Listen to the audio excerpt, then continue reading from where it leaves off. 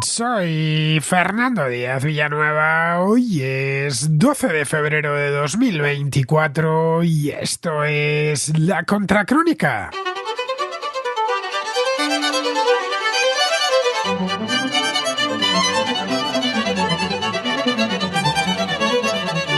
El fiscal especial Robert Hur presentó la semana pasada un informe muy esperado en Estados Unidos, el relativo al manejo de documentación confidencial por parte de Joe Biden cuando abandonó la vicepresidencia en el año 2017.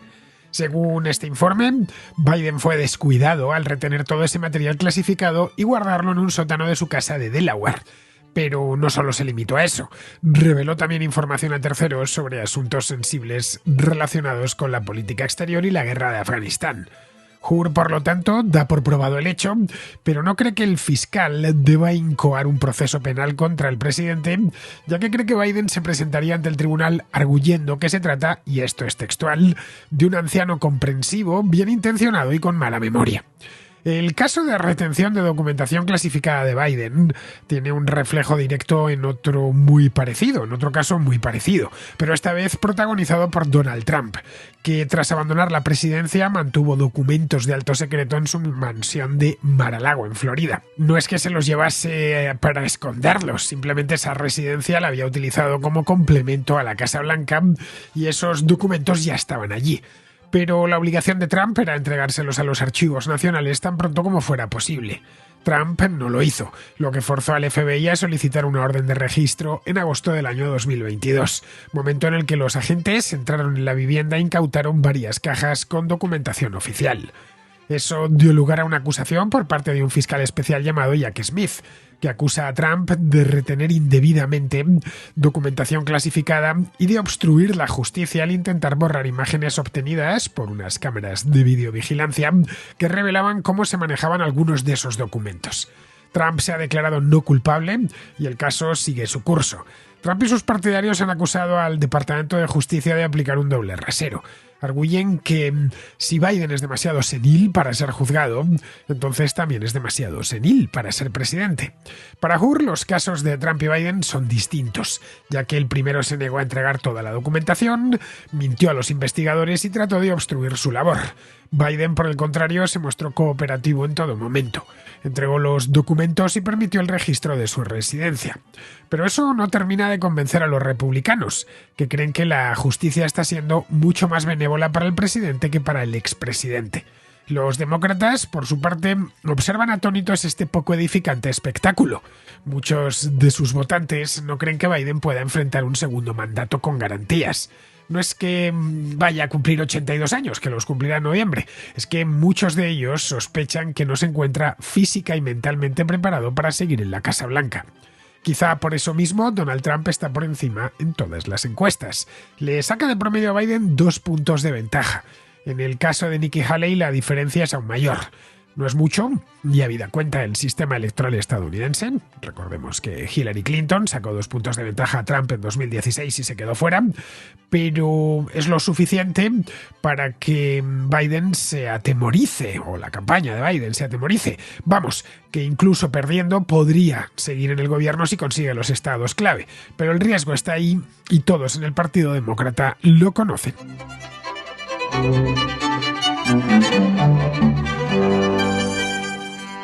En Estados Unidos, el cargo de presidente es algo así como un cargo de monarca elegible. Esto lo han dicho muchos especialistas en la historia y en el sistema político de Estados Unidos, y aunque obviamente no es un monarca, los estadounidenses se precian a menudo de ser una república, la primera gran república democrática de la historia, pero el presidente está rodeado de una pompa, de un boato, de un respeto reverencial que le hace asimilarse en cierta medida con los monarcas. De este modo lo concibieron en el siglo XVIII y le entregaron la presidencia a George Washington, el padre de la nación y el padre de los Estados Unidos, con la idea de que todos se sintiesen representados por él, por el presidente, aunque no lo hubiesen votado.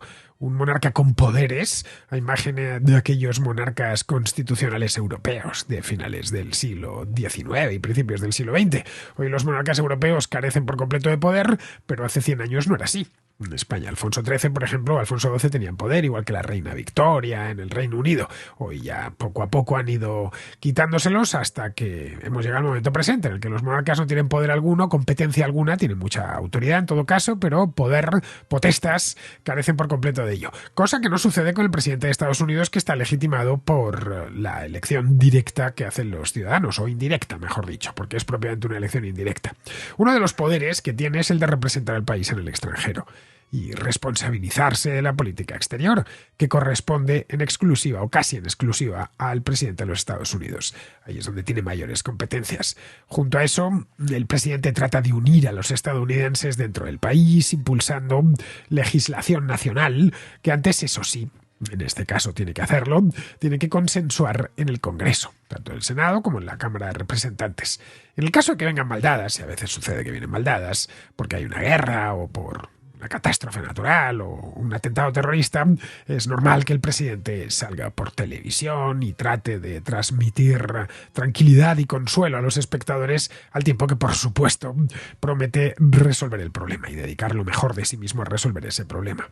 En todas estas cosas radica el poder, la potestas del presidente de los Estados Unidos, pero también la autoridad, la autoritas del presidente.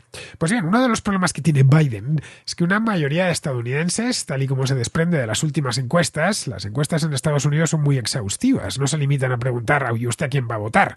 Una vez has dicho voy a votar a fulano o a mengano, ya te empiezan a coser a preguntas los entrevistadores sobre mengano o sobre fulano, en función de quién le hayas dicho. De estas encuestas se extrae que una mayoría de estadounidenses no lo ven así, y también una mayoría de demócratas, de votantes demócratas. Saben que tiene poder, porque eso va con el cargo, obviamente, pero dudan de su autoritas, de su autoridad. Una de las razones principales que explican este fenómeno, lo he hablado aquí ya en más de una ocasión, es su edad. Biden supera los 80 años, cumple 81 el pasado mes de noviembre y cumple 82 en noviembre de este año. Con 80 años se puede estar perfectamente lúcido y hasta con cierta fortaleza física, si uno tiene buena genética y se ha cuidado a lo largo de su vida. Mi padre, por ejemplo, tiene 80 años. La cabeza le funciona muy bien y, salvo algunos achaques propios de la edad, está como un roble. De no estar jubilado, podría perfectamente seguir trabajando y rendir, quizá no tanto como a los 40, pero bastante bien. Este no parece ser el caso de Joe Biden, que es solo un año mayor que mi padre, no mucho más. Uno en el 42 y el otro en el 43. Pues bien, el jueves pasado se presentó un informe, como os contaba en la introducción, por parte de un fiscal especial, el fiscal especial Robert Hur, o no sé, Dios sabe cómo se pronunciará esto, HUR, para que nos hagamos una idea. Si tuvieran reglas de pronunciación, en inglés pues diríamos Robert Hur. Y ya nos hubiéramos quedado, porque ya sabéis que en castellano la H no se pronuncia. Bien, pues el informe era en torno al mal manejo que había hecho Biden de la documentación clasificada que obraba en su poder cuando dejó la vicepresidencia en el año 2017. Después de haber pasado 8 años como vicepresidente, él llegó con Obama y se fue con Obama. Al parecer, y esto es algo de lo que se ha hablado mucho en los últimos 3-4 años, Biden retuvo en su casa, bueno, no tanto, desde el año 2021, 3 años exactamente. Pues bien, este hombre retuvo en su casa de Delaware, él procede de ese estado, que no está muy lejos de Washington, retuvo ahí una serie de documentos oficiales, secretos naturalmente, de los que maneja el vicepresidente de Estados Unidos, que habían quedado allí. No porque se los llevase para esconderlos en el sótano ni nada de esto, sino por un poco parecido a lo que pasó con Trump con lo de Mar-a-Lago, sino porque cuando Biden era vicepresidente solía trabajar, le quedaba relativamente cerca de su mansión oficial en Washington, que es el Observatory Circle, el Number One Observatory Circle, que es la residencia oficial del vicepresidente. Se iba a su casa de Delaware y se llevó una serie de documentos porque trabajaba allí de manera ocasional. Y eso, pues bueno, se quedó allí. Después de 8 años, la cantidad de papeles que puede mover un vicepresidente es bastante grande y no memorizas evidentemente dónde has dejado todos. El fiscal, el Robert Hur, o directamente Robert Hur, y así ya lo tenemos claro todos, dijo que Biden mostraba, y esto es textual, facultades disminuidas, porque Hur se había entrevistado con él en varias ocasiones. Había tenido varias entrevistas y se terminó refiriendo a él, esto está en el informe, como un hombre mayor con mala memoria. Luego, para colmo de males, Poco después nada, renglón seguido, porque le molestó tanto esto de que se hiciese público que Biden se sintió impelido a dar una rueda de prensa. Pues ahí terminó de arreglarlo, porque empeoró todavía las conclusiones del informe, cuando hablando se refirió al presidente de Egipto, que se llama actualmente Abdel Fattah al-Sisi, se refirió a él como si fuese presidente de México. En fin, hay un salto importante de México a Egipto, unos cuantos miles de kilómetros. Podría haber confundido, no lo sé, al presidente de Guatemala con el de Honduras, aunque en Honduras ahora hay una vicepresidenta, Xiomara Castro, pero podría tener cierta explicación, no sé, al de Colombia con el de Perú, pero no, en fin, de Egipto a México hay una distancia sustancial.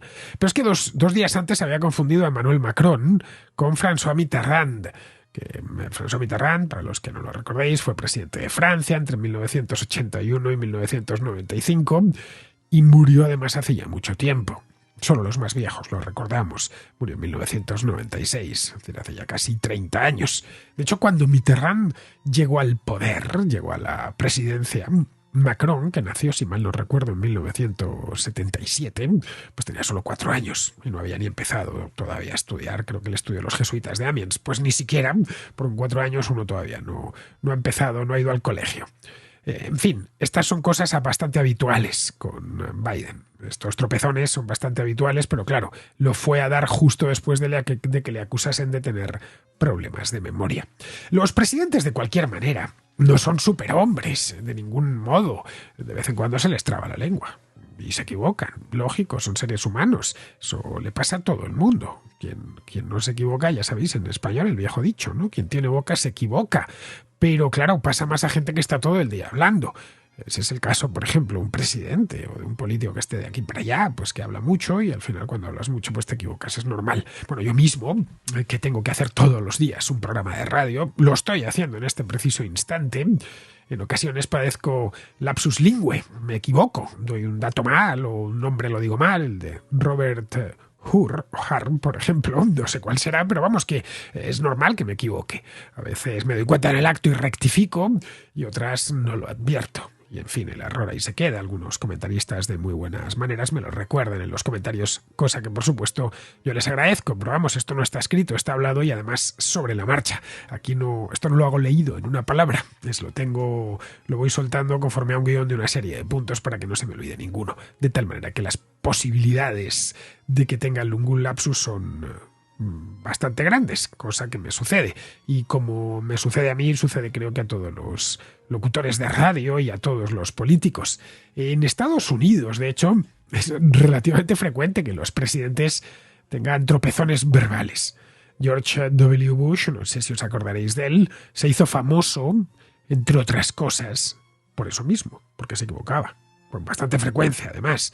Era un hombre que hablaba rápido y por lo general de forma muy aturullada, muy atropellada, y solía equivocarse. Y la prensa pues hacía mofa y befa de las equivocaciones de Bush, y no era precisamente un hombre mayor, era un cincuentón, no era ni mucho menos un anciano. A Trump también le pasa.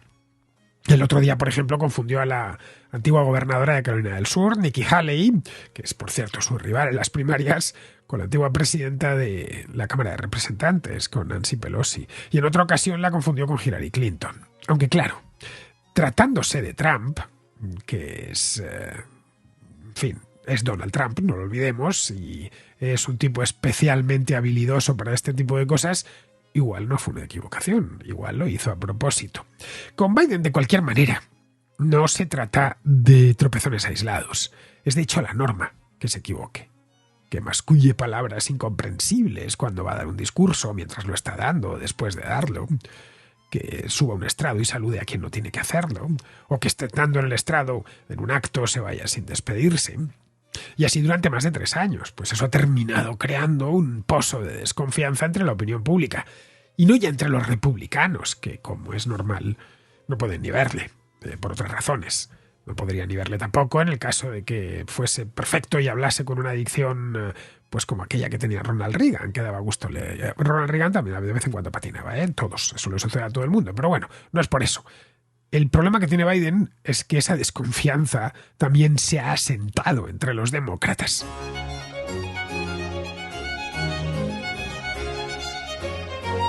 Para estos votantes demócratas que ya depositaron su confianza en él hace 3 años y pico, en el año 2020, Biden siempre puede sacar pecho y señalar algunos de sus logros como presidente, qué sé yo, como asignar un gasto importante en ciertos capítulos, caso de la infraestructura, por ejemplo, estas fábricas de semiconductores que anunció a bombo y platillo, infinidad de subsidios por todos los lados, programas de energía verde, que todo esto lo ha ido sacando además tras negociaciones a veces muy duras en el Congreso.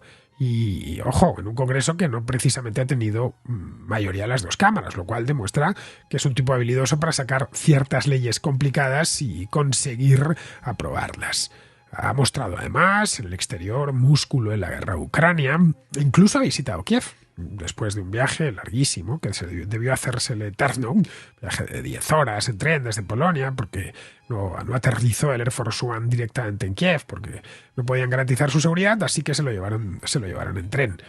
Luego en Oriente Próximo reaccionó bastante rápido al atentado del 7 de octubre en el sur de Israel y no dudó en volar. Poco después fue de los primeros en llegar hasta Israel y no está al lado de Estados Unidos, no es como volar desde París o desde Roma a Israel, que son 4 horas o 5 horas, no, son muchas más si quieres hacerlo desde Washington. Pues se metió en el avión y se fue hasta Israel para entrevistarse en persona con Netanyahu y transmitirle su apoyo. Bueno, hace solo un par de meses, esto es del mes de diciembre, puso en marcha una coalición internacional muy ambiciosa para frenar los ataques de los hutíes del Yemen, en el Mar Rojo, y que se restablezca el comercio internacional por esa arteria. En resumen, que Biden tiene motivos para presumir delante de su electorado. Ha tenido una política exterior muy activa y muy del gusto de los demócratas. Luego en el interior, 3/4 partes de lo mismo. Ha hecho crecer el presupuesto y ha impulsado el gasto público, que eso suele gustar mucho a los demócratas. No tiene nada de lo que avergonzarse. Pero las encuestas nos cuentan que una historia distinta. Nos cuentan que su electorado natural no está muy contento con él. Casi todos aluden a su edad, como primer punto, que es muy mayor. Y es mayor, efectivamente. Biden es el presidente más mayor en ejercicio de la historia de Estados Unidos. Llegó a la Casa Blanca con 78 años, con 7. Y aquí acabo de tener un lapsus lingüe, pero me he dado cuenta. Y si pierde las elecciones, saldrá de ella con 82, que son los que habrá cumplido para cuando se produzca el traspaso de poderes en el mes de enero. Le sigue Donald Trump, que llegó al poder con 70 años en 2017 y lo dejó con 74 en 2021. Luego, tras estos dos, está Ronald Reagan, que llegó con 69 y se marchó con 77. Durante años se pensó, y esto lo recuerdo, que era muy difícil, casi imposible, superar el récord de Reagan, que iba a ser complicadísimo esto de llegar al poder ya con casi 70 años. Pero no ha sido así, se le han colado 2 seguidos. Y en Estados Unidos, de hecho, gustan los presidentes de cierta edad y con experiencia, cual tampoco se les puede culpar. Siempre pensaré, y lo he dicho muchas veces, que he puesto a ponerme en manos de alguien, un piloto, un médico, un abogado, un contable, prefiero uno de 60 que uno de 25. Pues lo mismo sucede con un político. George Bush padre, por ejemplo, llegó al poder con 64 años, Eisenhower con 62, Gerald Ford con 61, Truman con 60. Estoy hablando de presidentes de los últimos 50, 60 años. De hecho, hay muy pocos presidentes por debajo de los 50, lo he ido a mirar ya por pura curiosidad. Los más conocidos son el trío demócrata, formado por Kennedy, Clinton y Obama, que llegaron al poder, pues aquí lo tengo apuntado. Kennedy con 43, Clinton con 46 y Obama con 47. Pero son pocos, ¿eh? De 46 presidentes que ha tenido Estados Unidos hasta la fecha, solo 9 tenían menos de 50 años. 9 de 46, cuando llegaron a Casa Blanca, no cuando salieron. El más joven, por cierto, no fue Kennedy, como suele pensarse, sino Theodore Roosevelt, que llegó al poder en 1901 con 42 años y se despidió 8 años más tarde, cuando tenía ya 50. Así que aquí el problema no es tanto la edad, que como vemos no ha habido uno que sea mayor que él, pero algunos han estado cerquita, caso de Trump o el caso de Reagan. No han superado los 80, es cierto, pero si Trump llegase al poder cumpliría 80 años en la Casa Blanca. Él nació en 1946 46, por lo tanto cumpliría 80 años en la Casa Blanca en el caso de que vuelva a gobernar. No es tanto la edad como las facultades evidentemente mermadas de Biden. Y esto digo evidentemente porque son cosas que están a la vista. Es común oír que realmente no manda él. Que en Estados Unidos manda un grupo de asesores en la sombra de poderes ocultos que le mantienen medio secuestrado en el despacho oval. Él pone la firma, pero eso lo ha decidido ya ese grupo oscuro de gente que nadie conoce el nombre. Pero nadie ha conseguido hasta la fecha demostrar esta teoría. Así que debemos quedarnos con lo que sabemos. Es decir, que Biden no camina con facilidad, eso es evidente, y que muy a menudo se le traba la lengua, también es evidente. Solo esas dos cosas, y yo creo que basta ya, aunque el resto le funcione muy bien, ya crean desconfianza.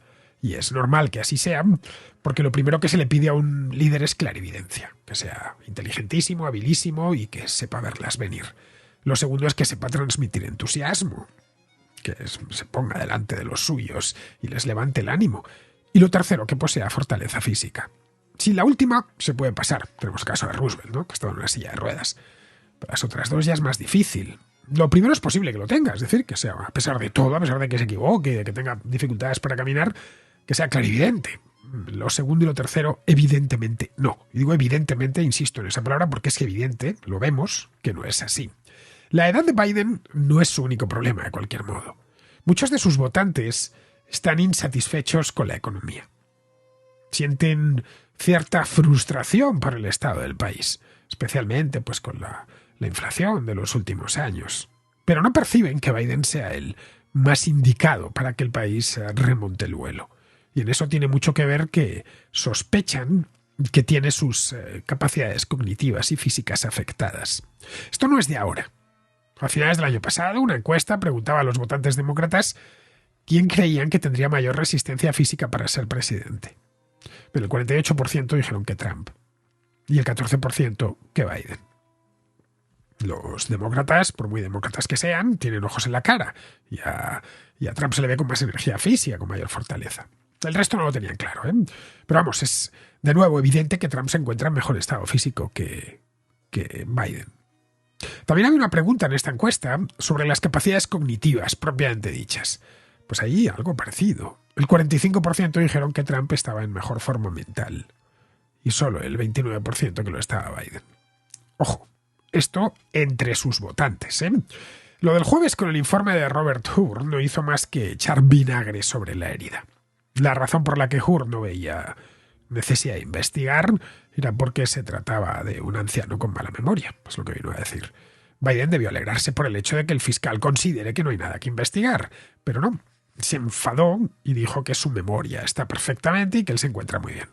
A la vista está que no es así. En su campaña ya pues no saben qué hacer para revertir esa imagen que en algunos momentos es de anciano decrépito. En muchas ocasiones transmite esa imagen y ha calado muy hondo entre los votantes. Esto representa un problema porque significa que no hay una conexión especialmente sólida entre Biden y sus votantes. Y eso es un problema serio un año electoral, el más serio que puedas tener. Esto podría hacer que, a pesar de todos sus esfuerzos y de tener muchas cosas a su favor, termine naufragando en la campaña.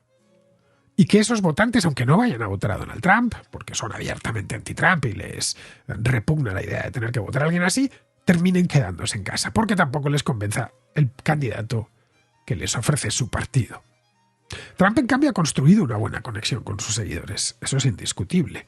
Los MAGA, los Make America Great Again. Hay todo un movimiento en Estados Unidos. Los votantes de Trump, mucho más que los partidarios o los seguidores de Biden, aseguran, y esto no hay que bajarse las encuestas, que su voto es más un apoyo a Trump que un rechazo a su oponente. Es decir, quieren más a Trump de lo que odian a Biden. Ese tipo de vínculo personal, cosa que no se puede decir de los de Biden, que si le votan muchas veces es por descarte, es porque aborrecen a Donald Trump y entonces, ¿quién está? El que sea. Me ponen a un mono y el voto a ese mono, al que sea, al que me pongan. Bueno, ese tipo de vínculo personal ha ayudado mucho a Trump a conservar su apoyo, a pesar de que tiene 4 casos penales abiertos. En un sistema como el estadounidense, es necesario que los votantes creen un vínculo. con el casi personal con su candidato, porque es que allí, sobre todo en las presidenciales, pero no solo, también sucede en las elecciones a la Cámara de Representantes o al Senado, todo es muy personalista. Las siglas del partido no tienen tanta importancia como la fortaleza del candidato. Para conseguir esa fortaleza necesita exponerse ante la opinión pública y los medios continuamente, cosa que Biden evita siempre que puede. Ha dado menos ruedas de prensa que sus 5 predecesores. Ha dado solo 33 ruedas de prensa hasta la fecha. En Trump dio 54. Faltan 20, 21 para alcanzarle. Y Barack Obama dio 65, eso sí, en 8 años. También ha concedido muchas menos entrevistas que otros presidentes. Aquí cabría preguntarse por qué. Pues seguramente porque teme quedarse en blanco o equivocarse. Es una posibilidad.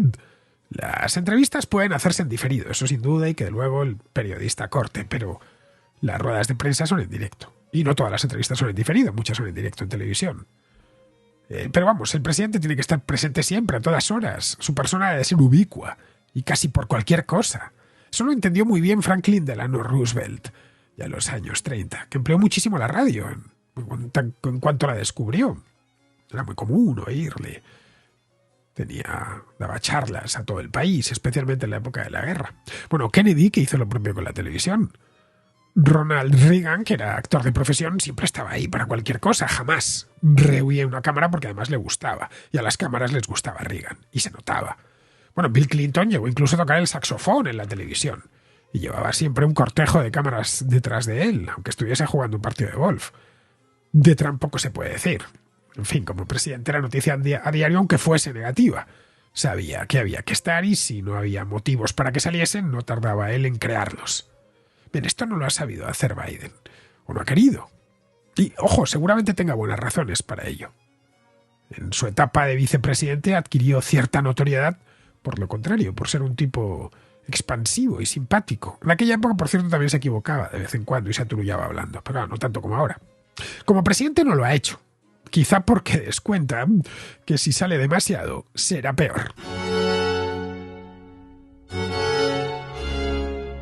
Vamos con la contrarréplica. Empezamos con Raúl, que es de Barcelona, que al hilo de lo que sucedió el viernes en Barbate con una narcolancha que arrolló una Zodiac de la Guardia Civil acabando con la vida de 2 agentes, se plantea el tema de la legalización del hachís. Muchas gracias por tu programa. Siempre aprendo. Quería preguntarte tu opinión acerca de 2 temas controvertidos y más a raíz de la desgracia que ha sucedido en Barbate con los 2 guardias civiles, y es el hecho de qué opinas acerca de la conveniencia o no de la regulación de la marihuana o del hachís, el cual tiene efectos perniciosos a la salud parecidos al tabaco y al alcohol, y a la vez no tiene la tolerancia y dependencia química que tienen pues otras drogas maduras como la cocaína o la heroína, ¿no? Lo digo porque creo que sería la manera de que, me parece a mí, en mi opinión, de que ya que hay una demanda, y la demanda es clara, y es una demanda grande, que mueve mucho dinero, pues que la oferta sea cubierta en vez de por delincuentes sin escrúpulos, que la oferta pudiera ser cubierta por gente honrada. No sé si eso es posible o no, estoy en los mundos de Yuppie, pero al menos que la sociedad se pueda beneficiar de todo ese dinero oculto que pasa por detrás y que nadie sabe, y que por el hecho de estar fuera de la ley pues está hecho por delincuentes, y muchas veces delincuentes que no solo son delincuentes por traficar, sino que también son delincuentes porque cometen otros delitos y hacen otros daños a más, y son capaces de hacer otros daños a más del transportar droga, ¿no? Y paralelamente quería preguntarte también, que creo que para mí están relacionados, por la regulación administrativa de la prostitución, que viene a ser una cosa parecida. que también en muchos casos, en algunos casos, puede ser ejercida por delincuentes, es una actividad en la que hay mucha demanda y que todo el mundo sabe que existe, por mucho que hagan las autoridades por cerrar los ojos, y que el hecho de que esté oculta genera un riesgo mucho más alto de que pueda haber trata de blancas y de que el usuario tampoco sepa si está yendo a un sitio donde hay trata de blancas o no, digamos, ¿no? Entonces, yo lo que veo es que soy autónomo, que a mí me apretan muchísimo con los impuestos y que veo a mi alrededor pues actividades que generan mucho más dinero que mi profesión y que están hechas bajo mano y por delincuentes. Y por delincuentes que hacen mal a la sociedad, no solamente por el hecho de traficar, en este caso con la droga, ¿no? Y en cambio todo el mundo lo sabe y ellos ni pagan impuestos ni nada. Y por otro lado, lo que veo también es que yo, mientras estudiaba la carrera, me hicieron hacer un curso de manipulación de alimentos porque estuve trabajando en una hamburguesería, lavando platos, y en cambio las personas se pueden dedicar a la prostitución sin hacer ni un curso de salud pública. Y es un tema de salud pública primordial, pienso yo. Es más, no sé si soy demasiado provocativo o no, pero más de una y de dos personas que quizá se cierran en redondo y claman al cielo en contra de la regularización de la no sé usar la palabra, pero sería como la legalización administrativa, digamos, ¿no? El hecho de que paguen impuestos, que hagan sus cursillos, que si hace falta se les haga unos controles sanitarios o se hagan ellos unos controles sanitarios, que tengan sus sindicatos, sus asociaciones, que autorregulen y persigan a los que hacen mala praxis, etcétera, etcétera, como todas las asociaciones, digamos, ¿no? Pues muchas de las personas que se ponen las manos en la cabeza por temas éticos pueden no saber lo cerca que están ellas mismas de contraer una enfermedad de transmisión sexual. Aunque se piensen que otra cosa, digamos. Y esto pienso que sería bueno para todos. Y eso, no sé, era para preguntarte tu opinión. Siento la extensión que he tenido con el mensaje. Te envío un gran saludo a ti y a todos los contraescuchas. Gracias. Este mismo tema lo traté este domingo en una La Contra que hice desde los Jardines de las Vistillas, en Madrid. Hablaba de lo que había pasado en Barbate el viernes, tratando de analizar y entender todas las capas que rodean este suceso. La última de ellas es la naturaleza misma de la droga, que es ilegal y por lo tanto no se puede comerciar con ella.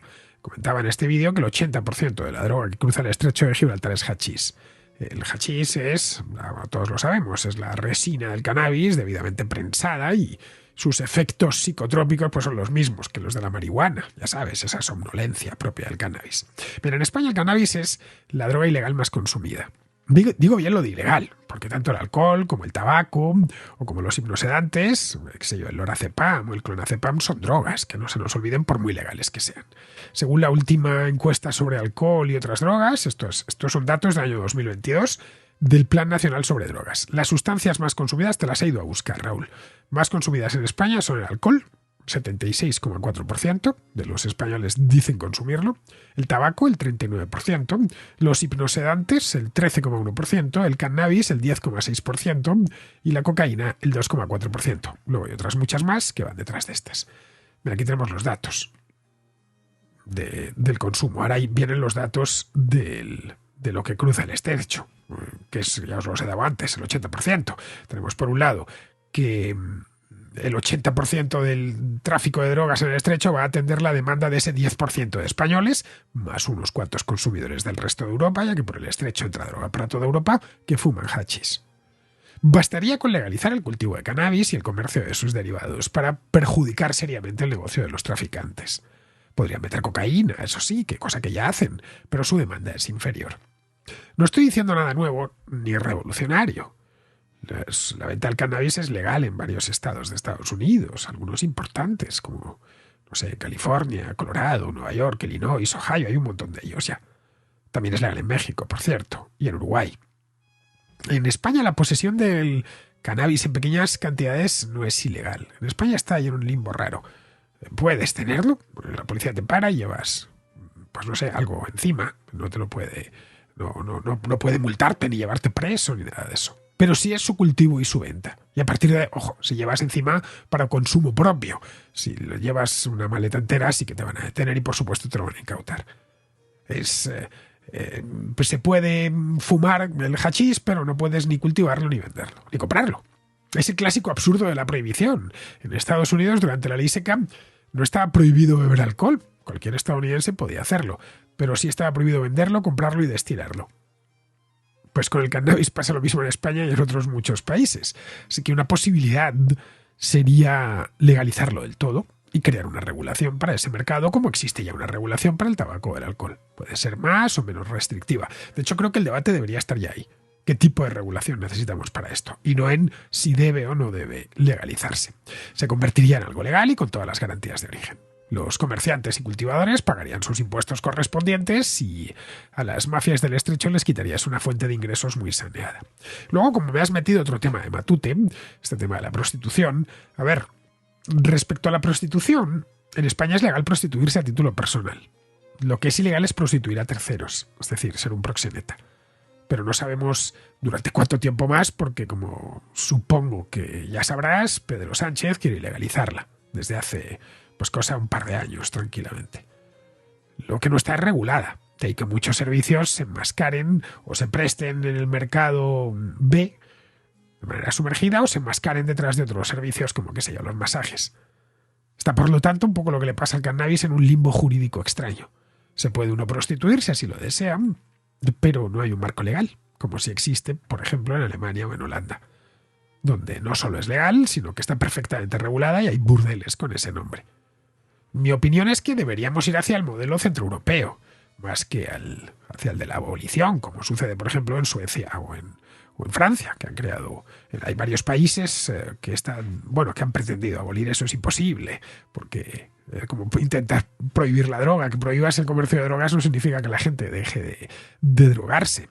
Pero vamos, esa es mi opinión, yo soy liberal y el prohibicionismo no me gusta. Pero en fin, seguimos con Pablo, que nos habla de Bukele y las referencias que hizo poco después de conocer que había ganado las elecciones hace una semana, que hizo al diario El País, pero no se dirigió a él como El País, sino que lo llamó Lo País. Pues bien, Pablo nos quiere hablar precisamente de este diario. Estimado Fernando, primero quería saludarte a ti y a todos los contraescuchas y felicitarte como siempre por tu programa, al que sigo asiduamente. Quería mandarte esta contrarréplica a raíz de la victoria de Nayib Bukele en El Salvador la semana pasada, el domingo día 4 de febrero, y respecto a su discurso presidencial, que creo que has escuchado, y en el cual hace referencia al país, llamándole Lo País. Se equivocó, no sabía exactamente el nombre, no sé si fue voluntario, pero hablando de él como un periódico, bueno, pues que está defendiendo unos intereses un poco oscuros, y eso me parece a mí. Y a raíz de esto, pues también me ha parecido muy curioso un artículo en The Objective, que creo que es un periódico en el que tú también colaboras, titulado Lo del País, donde Sabater, pues creo que bueno, hace referencia a su dilatada experiencia dentro de ese periódico, en el que él conoce muy bien, y lo lamentable de la situación, de los cambios que se han producido y en lo que ha quedado. Yo pienso exactamente igual que estos dos grandes pensadores y políticos, los dos. Pienso exactamente lo mismo. Yo desde pequeñito leía el periódico, mi padre lo compraba a diario, a veces traía El Mundo, alguna otra vez ABC, incluso otros periódicos de vez en cuando, aunque el más habitual era El País. Y yo recuerdo, siendo bastante joven, por ejemplo, en la década de los años 2000, una entrevista que le hicieron en El País semanal, a la que, si no recuerdo mal, era la directora general de Google para España, y le hacían una pregunta: si no consideraba haber sido discriminada por ser mujer, ya que era de las poquitas directivas a nivel europeo de grandes empresas cotizadas. Y esta mujer lo que le respondió es que si alguna vez había sentido discriminada, más que por ser mujer, fue por ser joven. Me pareció una respuesta muy inteligente y valiente. También una década antes, en otra entrevista, aquí ya sí que me acuerdo menos, pero creo que fue una directora de un importante instituto científico europeo que le hicieron una pregunta similar y esta mujer decía que a veces ella tenía dudas sobre sobre su feminismo, ya que si bien se consideraba una persona apta para su cargo, en muchas ocasiones dudaba de si no le habrían dado ese cargo por ser mujer, ya que ella conocía profesionales incluso mejor cualificados. Creo que sus dudas son razonables, tal vez simplemente era la más cualificada de las que se presentaron. Una persona puede conocer gente mejor preparada y bueno, pues las condiciones, las características y los requisitos de cada cual. Pero me parece muy inteligente ese tipo de dudas, ese tipo de formas de pensar. En cambio, hoy en día, ese tipo de discursos yo creo que son, o de discusiones son creo que imposibles en un periódico como este, que se ha quedado pues en los huesos de lo que era. A mí me da a veces vergüenza ajena en muchas ocasiones algunos de los artículos que se publican en ese periódico. Soy una persona crítica, tengo mi forma de pensar y evidentemente me resulta más cómodo leer cosas pues que en cierto modo reafirman mi forma de pensar. Eso es normal, es un sesgo de opinión que tenemos todos, pero en absoluto me disgusta pensar, leer a personas que piensan distinto, que te hacen reflexionar o ver otros puntos de vista. Lo único que cuando uno detecta un sectarismo de este nivel, pues sinceramente es incluso molesto. En cualquier caso, quería dejar esto aquí, la coincidencia de que el mismo día tanto Nayib Bukele como Fernando Savater, uno se refiriese a este periódico como Lo País y el otro hablase de él como Lo del País, y bueno, en la misma línea y también en consonancia con lo que yo hace pues probablemente cerca de una década que pienso sobre este periódico. Bueno, Pablo, antes que nada una aclaración, yo no colaboro en The Objective, lo hago en Voz Populi, pero vamos, tengo buenos amigos en The Objective y me parece un gran periódico. Respecto a lo de Bukele, a ver, no creo que se equivocase, sinceramente. Desde hace unos años en las redes sociales al país lo llaman Lo País. No sé de dónde vendría la cosa, pero ha hecho fortuna el nombre y hoy lo utiliza mucha gente. Bukele está muy al tanto de todas estas historias y sabía perfectamente lo que decía. En cuanto a lo del país, no Lo País, sino lo del país que decía Savater. A ver, yo vengo de una familia en la que se leía El País y siempre me pareció un buen periódico. A mí de joven me gustaba más El Mundo porque cuando nació, que tenía yo 15 o 16 años, pues empezaba yo a leer la prensa y me parecía más moderno, ya se metía con el gobierno y además me diferenciaba de mi padre, lo cual es importante a esa edad. Como me puse muy pesado, al final se terminó comprando El Mundo todos los días en casa, pero aún así en la universidad seguía leyendo El País porque lo tenía en la biblioteca y podías leerlo, y llevaba muy buenos reportajes internacionales, entre ellos los que hacía Hermann Tertsch, que hoy está en Vox desde la Europa del Este. Lo recuerdo perfectamente. Lo que en esa época no me gustaba del país era lo progubernamental que era. Vamos, que no podían ocultar su predilección con Felipe González. Bueno, algo parecía a lo que sucedía con el ABC, con el PP, no digamos ya el tema de la razón. Pero no llegaron nunca a los extremos de estos últimos años. Yo, de hecho, leí El País de manera más o menos regular hasta hace cosa de 3 años, cuando ya se me puso muy cuesta arriba, porque su servilismo hacia el gobierno es casi cómico. Bueno, eso por no hablar del posmodernismo de la sección de cultura o las ideas fijas que impregnan la de Internacional. Han ido a peor en todos los aspectos y hoy muchos días es indistinguible de periódicos digitales de extrema izquierda, como El Diario o como Público. Pero bueno, el tema este ya lo hablamos Rubén Arranz y yo en un vídeo que hicimos hace un par de semanas caminando por Madrid. El País pertenece a un grupo mediático llamado Prisam, que no nada precisamente en la abundancia, sí que se ha arrimado de forma un tanto desvergonzada al poder político. Bien, pues vamos a ir terminando, vamos a hablar Pizarro nos va a hablar a todos nosotros, vamos con Pizarro ahora, que nos va a hablar, ahora sí está bien, de nuevo un lapsus lingüe del que os hablaba antes, pues Pizarro nos va a hablar de la revuelta o de la huelga de los agricultores. Los agricultores protestan porque años de intervencionismo político inepto, ideológico y contraproducente están dando fruto en forma de ruina y descrédito. Todo ha sido posible porque les compraban a corto su anuencia y la despreocupación. Quizás están pidiendo una nueva clase política, o quizás que les vuelvan a comprar a corto su anuencia y despreocupación. Sin duda, en 2 cosechas lo veremos. Un cordial saludo de Pizarro. Y hasta aquí, queridos amigos, llega la contra de hoy, 12 de febrero, mañana 13 de febrero. Y por supuesto, aunque sea martes y 13, estaré aquí, solo faltaba, aunque sea solo para traeros buena suerte. Bien, hasta mañana.